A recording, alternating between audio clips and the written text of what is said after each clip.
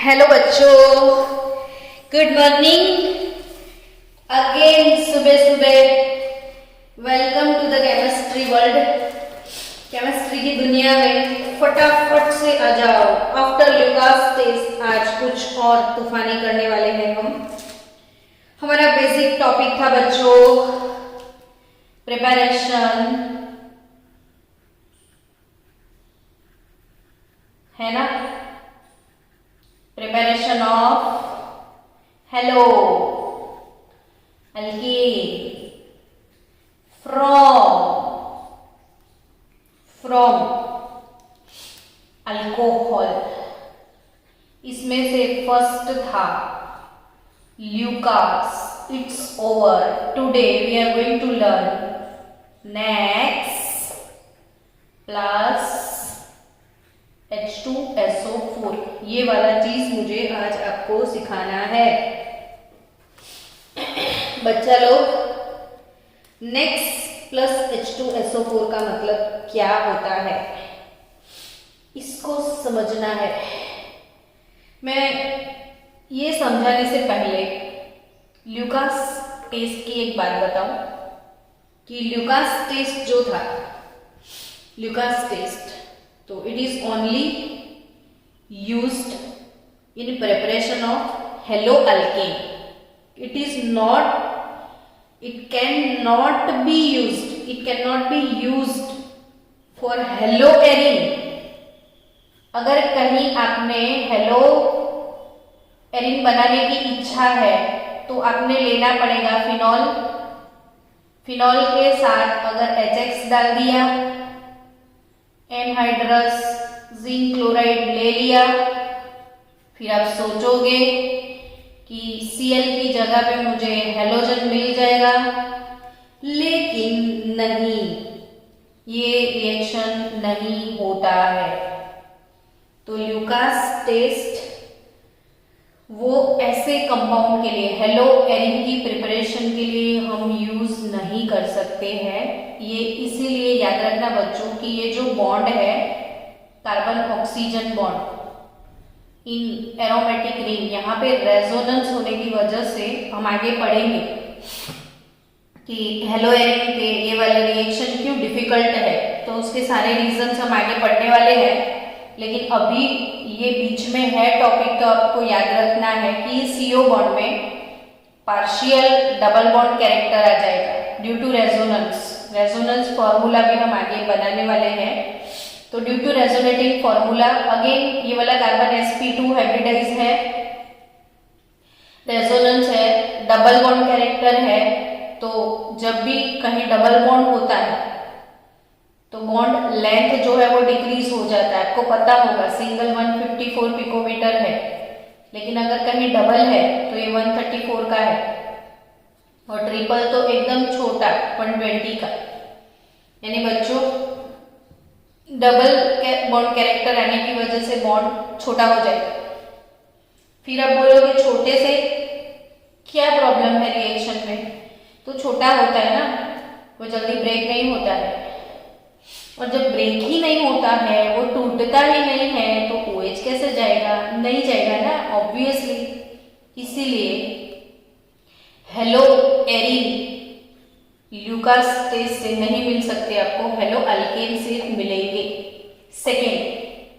Second जो preparation है next plus H2SO4, इसका मतलब समझते हैं। नेक्स्ट का मतलब, चलो अल्कोहल लेना ही है ना, क्योंकि प्रिपरेशन फ्रॉम अल्कोहल है, तो अल्कोहल लिया।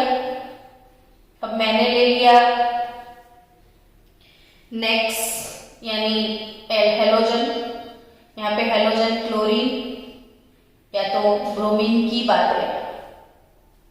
नेक्स्ट प्लस H2SO4, तो नेक्स्ट का मतलब NaCl या तो NaBr। NaCl या तो NaBr in the combination of sulphuric acid. मिलने वाला क्या है, तो R और X। हेलो अल्केन चाहिए ना आपको, वो तो मिल गया। अब होगा क्या, रिएक्शन कैसे होगा, तो सल्फ्यूरिक एसिड उसमें से पॉजिटिव रेडिकल H+ निकल जाएगा, तो नेगेटिव रेडिकल बचेगा HSO4 माइनस। ये छोटी छोटी चीजें आपको आनी चाहिए। H2SO4 में H प्लस निकल गया तो बचेगा क्या, HSO4 माइनस ना। अब NaHSO4 का कॉम्बिनेशन हो जाएगा OH माइनस H प्लस का कॉम्बिनेशन हो जाएगा, वाटर प्रोड्यूस होता है। रिएक्शन पता चलने के बाद ऐसे प्रैक्टिस कैसे करते हैं तो 5-10 एग्जाम्पल अब खुद लिखोगे तो हमेशा से प्रैक्टिस कर लोगे। इथेनॉल मैंने लिख दिया, चलो मेरी इच्छा है कि मैं इसमें NaCl डाल दूं, फिर मैं इसमें डाल दूं H2SO4, तो ऑब्वियसली आपको हेलो अल्केन चाहिए, OH तो आपको रिमूव करना है, तो CH3CH2Cl बचा क्या, NaHSO4 और H2O। अब यही रिएक्शन ब्रोमीन के साथ लिखना है तो ब्रोमीन के साथ लिख दो, CH3CH2CH2OH। प्रोपेनॉल मैंने ले लिया NaBr प्लस H2SO4, तो मुझे क्या मिलेगा, CH3CH2CH2OH निकल जाएगा, Cl आ गया, क्लोरोप्रोपेन बचेगा क्या, NaHSO4 प्लस H2O। अब आप बोलोगे मैडम आपने 2 एग्जाम्पल लिए, एक में अपने क्लोरीन का टेस्ट करवाया, दूसरे में अपने ब्रोमीन का टेस्ट करवाया, आपको क्या प्रॉब्लम थी आयोडीन के साथ, पसंद नहीं था क्या आयोडीन, है ना। आपके मन में इमोशन आए होंगे कि क्यों मैडम आपको आयोडीन पसंद नहीं है क्या। तो मैं आपको एक चीज बोलूं कि अगर मुझे आयोडो अल्केन बनाना है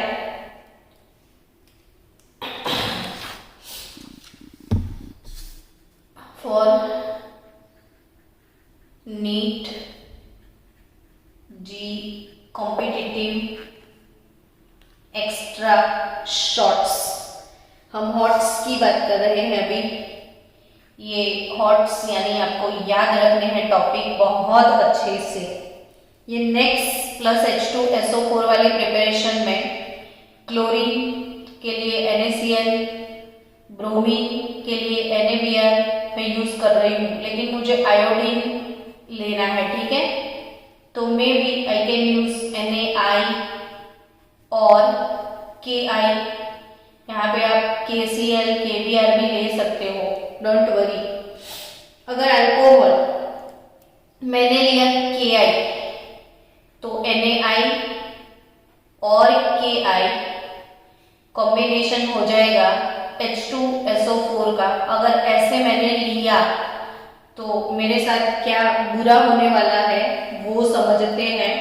वो नीट जेईई के लिए आपको याद रखना है कि अगर मैंने कहीं Ki लिया तो वो सल्फ्यूरिक एसिड के साथ रिएक्ट करेगा Ki प्लस H2SO4, तो मुझे उसमें से मिलेगा HI। मैंने अभी बोला था ना H2SO4 से H प्लस HSO4 माइनस निकलेगा, ठीक है। अब Ki होगा ना तो वो H प्लस से रिएक्ट कर लेगा I, तो HI मिलेगा और HI जो प्रोड्यूस होता है उसका टारगेट होता है कि भाई आप अल्कोहल से रिएक्ट कर जाओ और अल्कोहल से रिएक्ट करके हमें Ri दे दो और HOH आप पानी में कन्वर्ट हो जाओ। दिस इज आवर टारगेट कि Ki एसिड के साथ रिएक्ट करके प्रोड्यूस करना चाहिए HI। फिर तो हमारा कल वाला रिएक्शन आ गया ना, एक्शन ऑन हेलोजन एसिड। तो अगर फिर मुझे HI यहाँ डालना है तो मुझे Ri प्लस H2O मिलना चाहिए। लेकिन बच्चों इसमें ऐसा नहीं होता है, कुछ और हो जाता है। क्यों? तो ये जो HI अल्कोहल से रिएक्ट करे HI अल्कोहल से रिएक्ट करे उसके पहले ही होता क्या है, as we know that H2SO4 is very strong oxidizing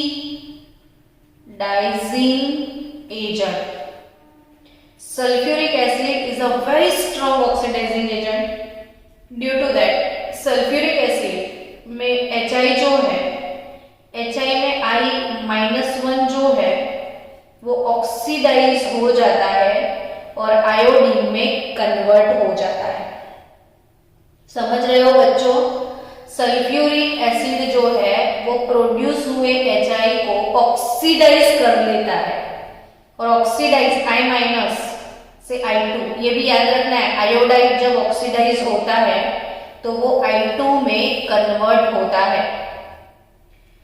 तो sulphuric acid as being a very strong oxidizing agent वो HI को आराम से ऑक्सीडाइज कर लेता है, इसलिए I2 मिल जाता है और हमारा रिएक्शन यूजलेस हो जाता है। तो अब क्या करें मैडम, आयोडीन वाले कोई कंपाउंड नहीं मिलेंगे, है ना, ऐसा आपको फील आएगा।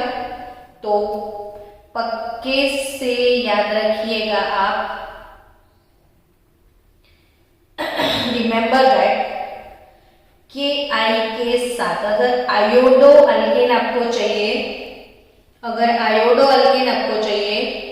तो KI के साथ हम H2SO4 यूज नहीं करेंगे, H3PO4 यूज करेंगे। समझ में आया? KI H2SO4 यूज नहीं करेंगे, क्या यूज करेंगे? H3PO4 which is weak oxidizing agent in comparison of H2SO4. H3PO4 और H2SO4, H3PO4 में central atom phosphorus having oxidation state +5, central atom sulphur having oxidation state +6, maximum oxidation state strong oxidizing agent. In comparison of sulfuric acid, it is a weak oxidizing agent. वैसे ये strong है, लेकिन sulfuric acid की comparison में ये थोड़ा weak oxidizing agent है, so वो HI को oxidize नहीं करेगा। so जब भी आपको आयोडो कंपाउंड चाहिए तो आपको यूज करना है H3PO4 phosphoric acid instead of sulfuric acid। Done बच्चों? चलो next plus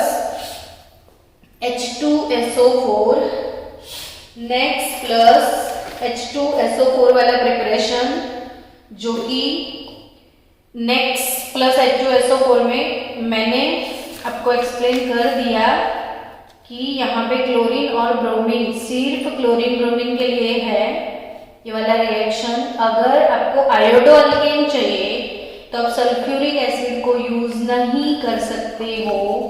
instead of sulphuric acid आपको यूज करना पड़ेगा phosphoric acid, because it is a weak oxidizing agent in comparison of sulphuric acid. और सल्फ्यूरिक एसिड बहुत ज्यादा strong oxidizing agent है, इसलिए ये अल्कोहल को Ri में कन्वर्ट करने के बदले HI को I2 में कन्वर्ट कर जाता है। So it is clean and clear now. Done? चलो चले नेक्स्ट प्रिपरेशन की तरफ। तो हमारा नेक्स्ट प्रिपरेशन, बी रेडी बच्चों। 3rd नंबर वाला प्रिपरेशन कौन सा है?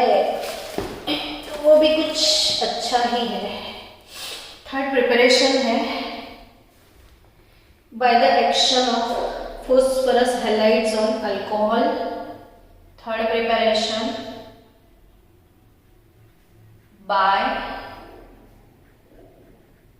the action of phosphorus halide. Phosphorus halide on alcohol. Phosphorus halide में हमें कौन कौन से फॉस्फोरस हैलाइड यूज करने हैं?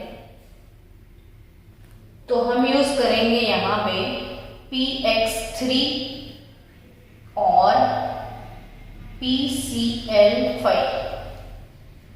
PX3 और PX5. अब PX5 लिखोगे तो भी चलेगा, तो PCl3 PCl5 यूज करना है. रिएक्शन काफी इंपॉर्टेंट है. By this method high purity and more quantity of haloalkanes are obtain. सबसे पहले मैं इसका इंपॉर्टेंस आपको बता दूं कि ये वाला जो मेथड है वो high purity and more quantity के लिए यूज होता है. काफी प्योर कंपाउंड मिलते हैं और क्वांटिटी भी एक्सेस होती है इसमें. तो मोर क्वांटिटी और हाई प्योरिटी के लिए फेमस है. और भी इसमें बहुत सारी चीजें हैं जो कि पी ब्लॉक में भी आप PCl3 PCl5 दोनों टॉपिक आप पी ब्लॉक में भी पढ़ने वाले हो.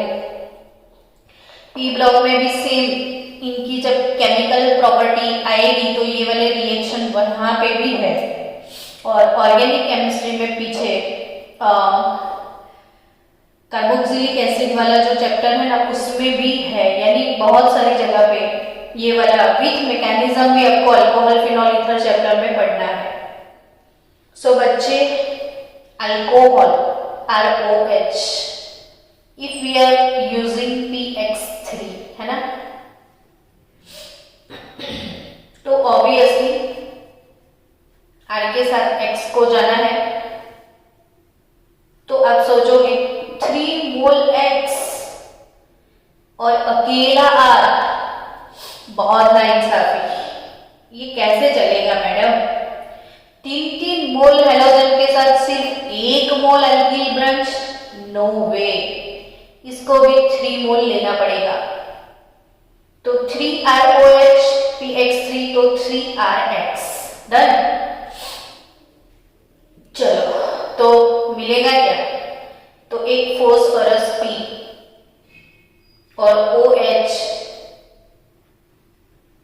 थ्राइस, यानी POH थ्राइस. अल्टीमेटली बच्चों POH थ्राइस का मतलब ही होता है H3PO3. POH थ्राइस यानी बाय प्रोडक्ट आपको क्या मिलेगा? H3PO3. इथे भी आपको याद रखना है कि जो X है वो क्लोरीन और ब्रोमीन के लिए ही लिमिटेड है. यहाँ पे आप फ्लोरीन आयोडीन यूज नहीं कर पाओगे. It is only applicable for chlorine bromine, not for iodo fluoro. Done. चलो, अब फिर से PX5 वाला सोचो. ROH PX5 यूज कर लिया. अब ये मत सोचना कि 5 हेलोजन है, सिर्फ अकेला R है, बहुत नाइंसाफी, इसको भी 5 ले लो. नो वे भाई, ऐसा मत करना. ये चीज यहाँ पे पक्के से याद रखो. 3 में 3 जाएगा, 5 में 5 नहीं जाएगा. तो सिर्फ 1 मोल हेलो अल्केन हमें ले लेना है. बाकी के 4 हेलोजन को कुछ न कुछ करेंगे. तो अगर ये 5 वाला है तो सिर्फ 1 mole haloalkane you will get. तो POX3 मिलेगा और HX मिलेगा. POX3 याद रखना. 1 3 4 + 1 5 हेलोजन हो गए हमारे कंप्लीट. अब प्रैक्टिस की जाए थोड़ी बहुत कि CH3 CH2 OH. मन में इमोशन आ गए होंगे कि ये तो भाई इथेनॉल है. इथेनॉल का रिएक्शन PCl3 से लेना है। वही इथेनॉल का रिएक्शन PCl5 से लेना है। दोनों का फर्क, तो 3 यूज करो तो इधर 3 डालना पड़ेगा, 5 में 5 नहीं डालना है। तो CH3 CH2 Cl 3 मोल प्लस H3PO3 फोस्फोरस एसिड। इसमें CH3 CH2 Cl क्लोरोइथेन 1 मोल ओनली, OCl3 HCl, ऐसे ही आपको 5Cl लिखने हैं। ऐसे 5-7 एग्जाम्पल आप खुद लिख के मुझे होमवर्क की PDF भेजोगे। आपको ये रिएक्शन लिखने हैं मिथेनॉल के लिए, प्रोपेनॉल के लिए भी आप लिखोगे। इसमें भी आप हेलोएरिन के लिए कुछ नहीं लिखोगे, फिनॉल मत लेना। प्रोपेनॉल, इथेनॉल, फिर लिख देना ब्यूटेनॉल, पेंटेनॉल। तो ब्यूटेन, पेंटेन, इथेन, मीथेन, ये सब लिख के 5-7 बार ये रिएक्शन रिपीट कर लेना, तो आपका काम हो जाए। तो हो गया डन थर्ड वाला मेथड। एक्चुअली ये PCl तरीके से प्रोड्यूस होता है वो भी बता दूं आपको। हेलोजन, जो भी हेलोजन है, 3 मोल हेलोजन का रिएक्शन होता है 2 mole of phosphorus which is red phosphorus. मैंने रेड से इसलिए लिखा है, red phosphorus red, black, white सब होते हैं। इसमें से रेड फोस्फोरस के हेलोजन के साथ जब रिएक्शन होंगे तो 2 moles of PX3 phosphorus trihalide produce होगा।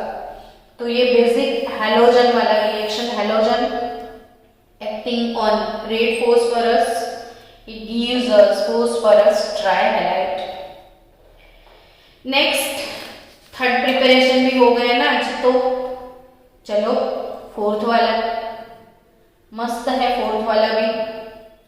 फोर्थ वाला रिएक्शन है by the action of thionyl chloride, action of thionyl chloride SoCl2, thionyl chloride, SoCl2, one alcohol. Haloalkane is obtained by this reaction. ROH, alcohol, plus SoCl2, RCl बचेगा क्या, SO2 plus HCl।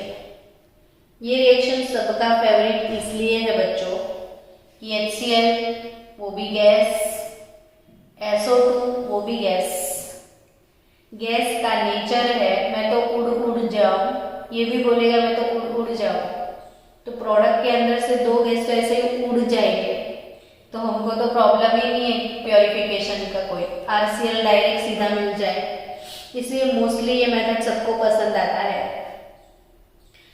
इसके 4-5 example ऐसे आप लिख दो कि methanol, फिर ethanol, फिर प्रोपेनॉल। जल्दी फास्ट आप नोटबुक में लिखना मेरे साथ, मिथेनॉल, इथेनॉल, प्रोपेनॉल, और सबके रिएक्शन SoCl2 के साथ आपको लिखने हैं। सबके रिएक्शन SoCl2 के साथ आपको लिखने हैं। जल्दी प्रोडक्ट लिख दो फास्ट, रिएक्टेंट प्रोडक्ट दोनों के नेम्स भी लिखना जल्दी से। हो गया फास्ट। चलो इसके बाद method of preparation of haloarene, method of preparation of haloarene, haloarene from phenol.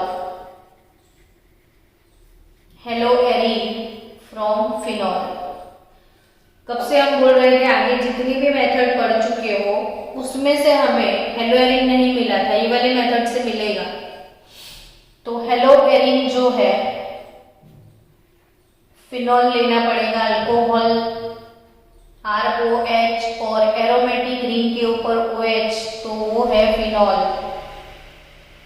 ये है phenol.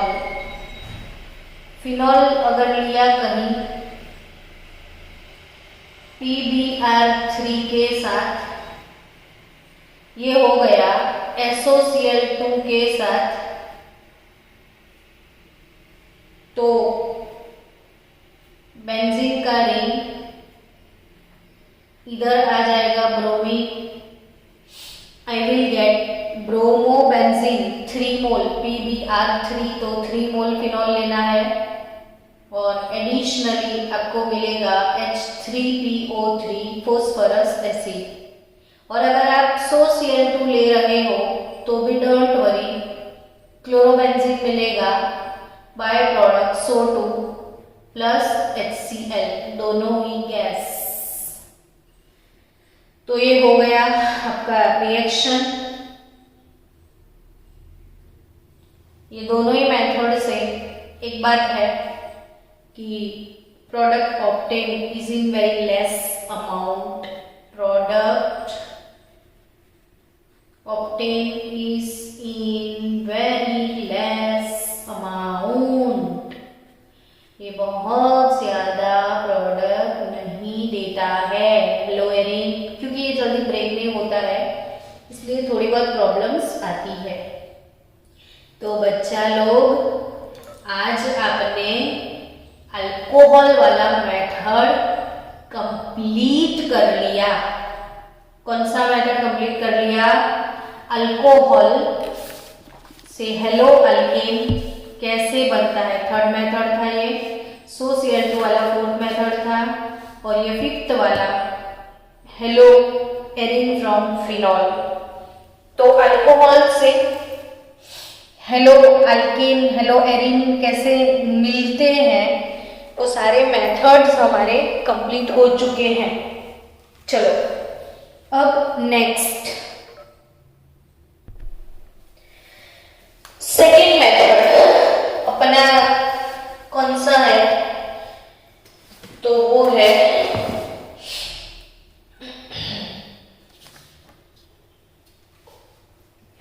From hydrocarbon. From hydrocarbon, hydrocarbon से आपको बनाना है haloalkane, in short alkane to haloalkane. तो इसमें जो भी मेथड्स है, इसमें फर्स्ट वाला मेथड है free radical halogenation. Free radical halogenation, free radical halogenation. और दूसरा है by electrophilic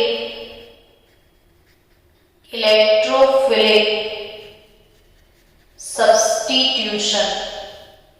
free radical halogenation और बाय इलेक्ट्रोफिलिक सब्स्टिट्यूशन। तो सबसे पहले शुरू करते हैं फ्री रेडिकल हैलोजिनेशन। कौन सा टॉपिक? Free radical halogenation.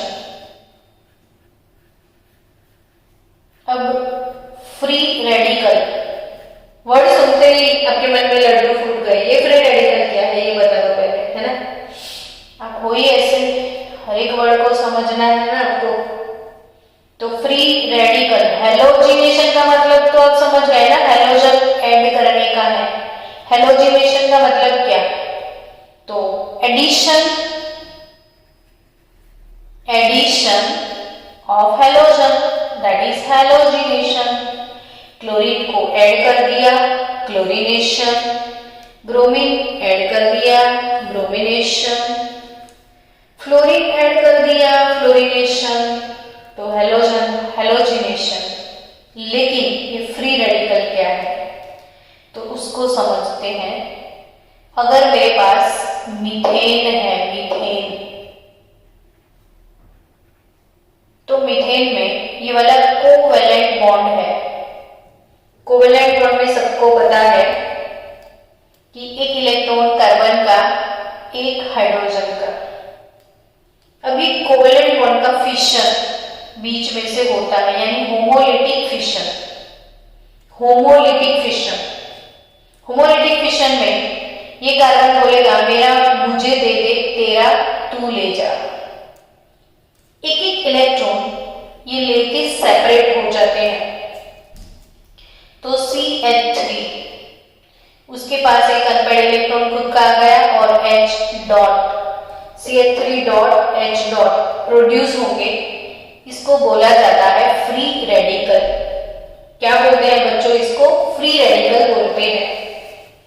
तो जब होमोलिटिक फिशन होता है और अपने खुद के एक एक इलेक्ट्रॉन को लेके सेपरेट होते हैं, तब वो जो स्पीसीज प्रोड्यूस होते हैं वो है फ्री रेडिकल्स, जो कि उनके पास एक अनपेड इलेक्ट्रॉन होता है। अब आपको एक चीज और बता दूं साथ साथ में कि जो फ्री रेडिकल्स हैं, आप नोटिस करना मैं तीनों फ्री रेडिकल में क्या कुछ चेंज करती हूं, वो नोटिस करते जाओ, सीखते भी जाओ। इसके पास 2 हाइड्रोजन, इसके पास 1 हाइड्रोजन, इसके पास कोई हाइड्रोजन नहीं। इसके पास लगा लो मिथाइल, इसके पास 2 मिथाइल, इसके पास 3 मिथाइल है ना? नोटिस किया? तो ये है मिथाइल फ्री रेडिकल, ये CH3 CH2। Ethyl free radical, ये CH3 twice CH। Isopropyl free radical और ये CH3 थ्राइस C। ये सारे फ्री रेडिकल्स है ना? तो ये टर्शरी ब्यूटाइल। अब ये तीनों फ्री रेडिकल, चारों फ्री रेडिकल, इसमें देखो ये एक इलेक्ट्रॉन लेके खुद सेपरेट हो गया, मतलब इसके पास इलेक्ट्रॉन की डेफिशिएंसी है और डेफिशिएंसी की वजह से ये अनस्टेबल होता है। तो ये जो free radical 3 degree free radical, ये 2 डिग्री फ्री रेडिकल, ये 1 डिग्री फ्री रेडिकल, ये मिथाइल फ्री रेडिकल, तो इसके पास तीनों 3 अल्काइल ब्रांच अटैच है, यानी बहुत ज्यादा हाइपर कॉन्जुगेशन होने का चांस है। जितने ये सिग्मा बॉन्ड ज्यादा होंगे, हाइपर कॉन्जुगेशन उतना ही ज्यादा होगा। और अपनी सिंपल लैंग्वेज में समझो आप, तो ये जो मिथाइल ग्रुप है वो इलेक्ट्रॉन डोनेटिंग ग्रुप होते हैं, यानी इसने इसको इलेक्ट्रॉन पास किया, इसने इलेक्ट्रॉन पास करते हैं ये लोग, ये भी इसको इलेक्ट्रॉन पास आउट करते हैं, तो इसकी डेफिशिएंसी खत्म हो जाएगी। तो सबसे ज्यादा स्टेबल फ्री रेडिकल 3 डिग्री होता है। तो फ्री रेडिकल का stability order tertiary greater than, secondary greater than, primary greater than, methyl free radical सबसे स्टेबल ये वाला होता है। ठीक है, तो पहले मैंने ये बता दिया कि ये फ्री रेडिकल्स क्या है। डन। अब ये फ्री रेडिकल मैकेनिज्म का हैलोजिनेशन समझते हैं कि मीथेन, इसका हो गया क्लोरीनेशन। मीथेन का क्या हो रहा है? क्लोरीनेशन सनलाइट की प्रेजेंस में। तो मिलेगा क्या? CH3Cl, एक क्लोरीन, एक हाइड्रोजन को सब्स्टिट्यूट, ये हाइड्रोजन सब्स्टिट्यूट हो जाएगा, वहां पे क्लोरीन लग जाएगा और बचेगा HCl, क्लोरोमीथेन। तो ये सिंपल सा हैलोजिनेशन है जो कि आपका फेवरेट है, आपने बहुत बार पढ़ चुके हैं, आप समझ में भी आता है आपको। लेकिन कहीं आपके पास CH3, CH2, CH3 और उसमें आपको क्लोरीनेशन करना है सनलाइट की प्रेजेंस में, तो ये वाले मेथड में सबसे ज्यादा इंपॉर्टेंट चीज जो आपको सीखनी है वो क्या, तो इसमें जितने भी पॉसिबल कार्बन है, हर एक कार्बन पे हैलोजिनेशन होता है, यही आईएमपी चीज है इसकी। इसके ऊपर से बहुत सारे एमसीक्यूज आपको आएंगे। मेथड्स इसीलिए हमेशा धीरे धीरे सीखना, सब कुछ सीखना, प्रॉपर सीखना और चीजों को समझना। ऑर्गेनिक केमिस्ट्री जितना समझोगे उतना ग्लो करेगा। ये आप देखो प्रोपेन के जितने भी कार्बन है वहीं पे हैलोजिनेशन होगा, इसमें सारे फ्री रेडिकल प्रोड्यूस होंगे, ये वाला भी होगा, ये वाला भी होगा, ये वाला भी होगा। तो इसमें अगर free radical CH2 CH2 CH3 ये वाला हुआ, यहां से रिमूव हुआ, अगर यहां से रिमूव होगा तो भी सेम होगा, लेकिन यहां से रिमूव होगा तो CH डॉट CH3 मिलेगा। समझो, इधर से हाइड्रोजन गया तो ये वाला फ्री रेडिकल, इधर से गया तो भी ये वाला फ्री रेडिकल, इधर से गया तो ये वाला, और ये वाला 2 डिग्री है, ये वाला 1 डिग्री है। आई थिंक ये स्टेबल है। 2 degree is more stable then 1 degree, तो 2 वाला प्रोडक्ट ज्यादा मिलेगा, यानी यहाँ पे दो प्रोडक्ट मिलेंगे। CH3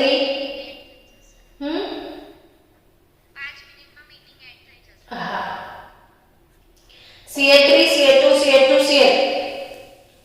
CH3 पहले कार्बन पे क्लोरीन गया तो CH3 CH2 CH2 Cl, last carbon पे क्लोरीन गया तो भी यही प्रोडक्ट 1 क्लोरोप्रोपेन, लेकिन सेकेंड कार्बन पे गया तो CH3 CH CH3 Cl, यानी कि आपको प्रोपेन का क्लोरीनेशन होगा तो दो प्रोडक्ट मिलने वाले हैं, 1 क्लोरोप्रोपेन और 2 क्लोरोप्रोपेन। 1 क्लोरोप्रोपेन और 2 क्लोरोप्रोपेन, दोनों ही प्रोडक्ट आपको मिलने वाले हैं, 1 क्लोरोप्रोपेन और 2 क्लोरोप्रोपेन।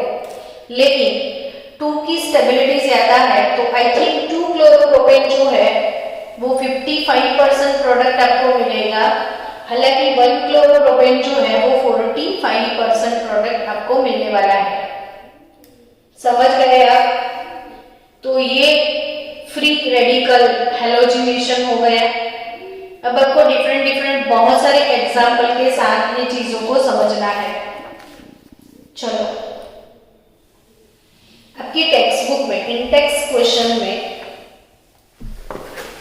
कुछ है, इसके बारे में ज्यादा ही कुछ पूछ लिया है, तो इंटेक्स क्वेश्चन वाला टॉपिक हम कवर करते हैं, टेक्स्ट बुक वाला।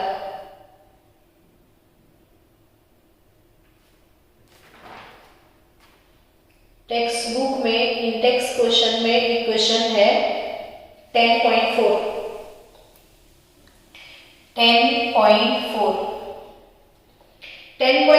में C5H12 उसके जितने भी आइसोमर्स हैं, C5H12 उसके जितने भी आइसोमर्स हैं, उसकी क्लोरीनेशन रिएक्शन आपको लिखनी है। समझ में आया? तो हम वो क्लोरीनेशन प्रोडक्ट लिखेंगे और पॉसिबल कैसे कैसे आंसर्स मिलते हैं वो देखना है आपको आज। ये C5H12 उसके आइसोमर्स और उसके आइसोमर्स के साथ हैलोजिनेशन अगर होता है तो कितने प्रोडक्ट मिलते हैं वो सीखना है। चलो, टेक्सचुअल प्रॉब्लम में 10.4 उसको सॉल्व किया जाए। C5H12 यानी पेंटेन। अब C5H12 उसके कितने आइसोमर्स पॉसिबल है, तो ये चीज भी सबको पता है ना? नॉर्मल पेंटेन, आइसोपेंटेन और नियोपेंटेन। नॉर्मल पेंटेन, आइसोपेंटेन और नियोपेंटेन। अब नॉर्मल पेंटेन बच्चा बच्चा जानता है नॉर्मल पेंटेन क्या है ना। ये है गया नॉर्मल पेंटेन। अब ये 1 2 3 4 और लास्ट सेकेंड वाले कार्बन पे और एक ब्रांच लगा लो तो ये हो जाएगा अपना आइसोपेंटेन। और कार्बन के तो आगे कार्बन, कार्बन के तो पीछे कार्बन, कार्बन के तो आगे पीछे कार्बन, बोलो कितने कार्बन, तो ये नियोपेंटेन या आइसोपेंटेन यानी C5H12 जो है pentane, it has 3 isomer, normal pentane, isopentane, neopentane. अब तीनों का क्लोरीनेशन करवाते हैं। चलो नॉर्मल पेंटेन का क्लोरीनेशन करवाओ तो मोनो हेलोजिनेशन सनलाइट की प्रेजेंस में होगा तो पॉसिबल सीट इतने कार्बन है, कौन कौन सी प्रोडक्ट मिलेगी। अगर फर्स्ट कार्बन पे हुआ तो CH3 CH2 CH2 CH2 CH2 Cl, आपको प्रोडक्ट मिलेगा 1 क्लोरोपेंटेन, है ना। फर्स्ट कार्बन पे तो यही प्रोडक्ट मिलेगा ना 1 क्लोरोपेंटेन, तो लास्ट पे भी तो वही मिलेगा, तो फर्स्ट और लास्ट दोनों की प्रोडक्ट खत्म। अब इथे से इथे आओ, इथे से इथे आओ, सेम, यानी दूसरा प्रोडक्ट आपके पास होगा CH3 CH Cl, दूसरे कार्बन पे CH2 CH2 CH3, ये हो गया 2 क्लोरोपेंटेन, यानी इधर से और इधर से सेम प्रोडक्ट। तो अब बचा ये वाला कार्बन, तो CH3 CH2 CH CH2 CH3 Cl, तो 3 क्लोरोपेंटेन। बच्चों आया समझ में, यानी नॉर्मल पेंटेन जो है उसका अगर क्लोरीनेशन हुआ तो हमको 1 2 और 3 प्रोडक्ट्स मिलने वाले हैं, 1 क्लोरोपेंटेन 2 क्लोरोपेंटेन 3 क्लोरोपेंटेन। लेकिन अगर कहीं इसका क्लोरीनेशन हुआ आइसोपेंटेन का तो पॉसिबल सीट अगर इधर होगा तो Cl CH2 CH CH3 CH2 CH3, एक प्रोडक्ट ये मिला, इसका नाम क्या होगा, तो 1 chloro 2 methyl butane, 1 chloro 2 methyl butane, 1 chloro 2 methyl butane. चलो फिर पॉसिबल इधर भी हो सकता है, तो CH3 CH तो ये चला जाएगा ना अगर क्लोरीनेशन इधर होता है तो Cl CH2 CH3 CH3, यानी आपको प्रोडक्ट क्या मिलेगा 2 क्लोरो 2 मिथाइल ब्यूटेन। इधर प्रोडक्ट मिला 1 क्लोरो 1 मिथाइल ब्यूटेन, ये प्रोडक्ट हो गया 2 क्लोरो 2 मिथाइल ब्यूटेन। अब पॉसिबिलिटी इधर भी है ना, तो अगर इधर क्लोरीन आया इधर आया तो क्या मिलेगा, तो CH3 CH CH3 इधर CH3 इधर Cl, तो ये हो जाएगा 1 2 3 4, तो आपका प्रोडक्ट बनेगा 2 क्लोरो 3 मिथाइल ब्यूटेन, ये भी डिफरेंट प्रोडक्ट हो गया, है ना। अब इधर अटैच होगा तो भी अलग प्रोडक्ट मिलेगा, तो एक प्रोडक्ट ये भी होगा CH3 CH CH3 CH2 CH2 Cl, तो 1 2 3 1 क्लोरो 3 मिथाइल ब्यूटेन, यानी 1 + 2 + 3 + 4 प्रोडक्ट। क्यों, तो इसके दोनों साइड मिथाइल है, अगर यहाँ हुआ इधर होगा, दोनों सेम प्रोडक्ट देने वाले हैं। तो इन दोनों की सेम प्रोडक्ट ये वाली, फिर इसकी प्रोडक्ट, तो टोटल आइसोपेंटेन के लिए अगर मोनोहेलोजिनेशन हुआ, नॉर्मल पेंटेन के लिए मोनोहेलोजिनेशन हुआ तो 3 प्रोडक्ट, आइसोपेंटेन का मोनोहेलोजिनेशन हुआ तो 4 प्रोडक्ट, और नियोपेंटेन के मोनोहेलोजिनेशन में सिर्फ एक ही प्रोडक्ट, सिंगल प्रोडक्ट मिलेगा बच्चों। ये वाले कार्बन पे हाइड्रोजन नहीं है तो यहाँ पे हेलोजिनेशन नहीं होगा, लेकिन फिर पूरा बॉडी इसका सिमेट्रिकल है, कहीं से भी Cl लगा दो फिर सेम प्रोडक्ट। तो नियोपेंटेन में सिर्फ एक मोनोहेलो प्रोडक्ट, आइसोपेंटेन के लिए 4 मोनोहेलो प्रोडक्ट, और नॉर्मल पेंटेन के लिए 3 मोनोहेलो प्रोडक्ट आपको मिलने वाले हैं। तो ये बहुत ही ज्यादा वेरी मोस्ट आईएमपी कंसेप्ट है, टेक्सचुअल एक्सरसाइज में भी ये क्वेश्चन है। तो आपको ये सेकेंड प्रिपरेशन आज हो गया।